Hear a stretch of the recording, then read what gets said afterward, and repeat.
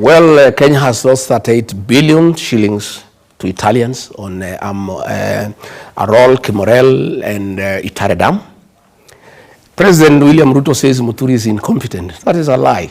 Muturi was a very competent Attorney General. He's a patriot. He is a hero to this country. President William Ruto had serious problems with Justin Muturi because he would never agree to give a nod to corrupt deals. Justin Muturi was ordered by President William Ruto to sanitize Arol and Kimorel, and he refused. And the president said the case between us and the Italians, we had a very weak case.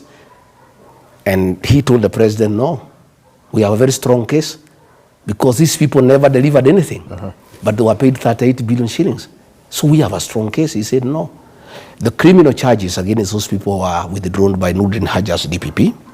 And the president picked a team without Muturi to go to Italy, headed by his private lawyer Adil as chairman, Nurdin Haji and Kennedy Ogeto, to go and sanitize Arol and Kimorel. And that happened. And Muturi was not involved, and the president was very bitter with Muturi. In fact, I heard him saying Muturi is incompetent. One day, I heard something. We were in a place called Kanyuambora on the 7th of August 2024.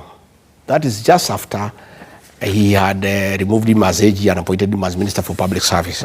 So I heard him telling the Muslims that he had a very incompetent AG. You know, he has double speak. This is what he told the people of Kanyambora. William Ruto says different things depending on whom he is talking to. When he wanted to please the Muslims of their issues, he says Muturi is incompetent. But when he was in Embu in Kanyambora, to please the people of Embu, he says something different. He says, asanteni sana watu wa Kanyambora kwa kunipatia huyu Justin Muturi. Amenisukumia sana mambo ya sheria. Sasa nimempatia kazi ya kunisimamia wafanyikazi wote nchini Kenya. He was saying how competent he is. One day, President called me and he was in a rage. Actually abusive. Wewe Rigathi, huyu mjinga, mbere huyu naitwa Justin Muturi, ni mjinga sana. Can you look for him? Umwambie, I am his appointing authority, mimi ndio rais. I have called him, I have given him instructions to sign some documents, and he is saying he cannot sign.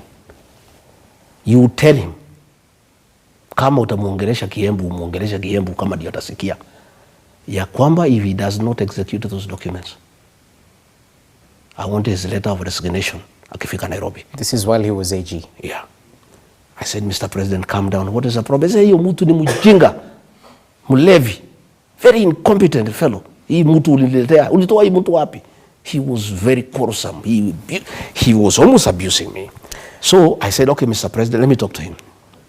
I called Justin Muturi, and the number was roaming. Yeah, AG, where are you? He said, no, I'm in Dubai on transit. I'm coming from somewhere. I'm on the way back to Nairobi. I said, the president has called me and he's very bitter that you are disobeying him and there are things he has asked you to do and you are not doing. Why are you disobeying the president, Mr. AG?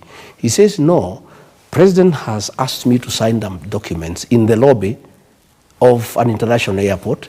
Documents I have not seen, documents I have not verified, documents I have not authenticated. I mean, DP, how do I sign things that I don't know? And it's about $1 billion US, and these are things that I don't know. And these people, DP, I'm very unhappy. They called staff from my office. President is telling me, your people have worked on it, just sign. And nobody told me that they have called people from my office. I cannot sign. The president says, you resign when you come. He said, no problem, I will resign, but I will not sign. Nikanyamaza. So nikaenda kutafuta president baadaye. Nikamwongelesha pole pole nini huyu Muturi amesema ya bana hiyo mtu ni mjinga. That man, where did we get this man from? He's a very difficult character and he is really, sabotaging my programs. Hii ni maneno mimi nimepanga ya climate change, and now he is frustrating, I said okay, I left. So later on, after 3 weeks, Muturi came and to see me. He said, mtu ya nyumbani, hii kazi imekuwa ngumu. The thing the president was asking me to sign is a fraud. It's $1 billion US dollars that is being brought to the country without going through the National Treasury, which is contrary to the PMF Act. This money is supposed to go to the Ministry of Environment without going through the National Treasury. I have done due diligence. The owners of that farm have criminal cases against them, and there are people who are involved in money laundering. And from my investigation, this is money laundering. I'm not going to do it. So I told the president what he has said, and he was very bitter. And do you know what has happened? Since Justin Muturi refused that thing, the talk of climate change, for the last 1 year, you have not heard the president talk about climate change. That 1 year, 2023, he was talking about nothing else but climate change. It was a scheme for money laundering. We were talking about planting 15 billion trees. That deal for $1 billion US dollars was supposedly to plant 3 billion trees. These 15 billion trees was a fraud to bring in money in a country for money laundering. And since Justin Muturi, who in my view is a hero for this country, refused, you have never heard for the last 1 year the Minister for Environment or the President talk about the 15 billion trees, because it was scuttled by Justin Muturi. Again, the last one about Justin Muturi. Why he is a hero?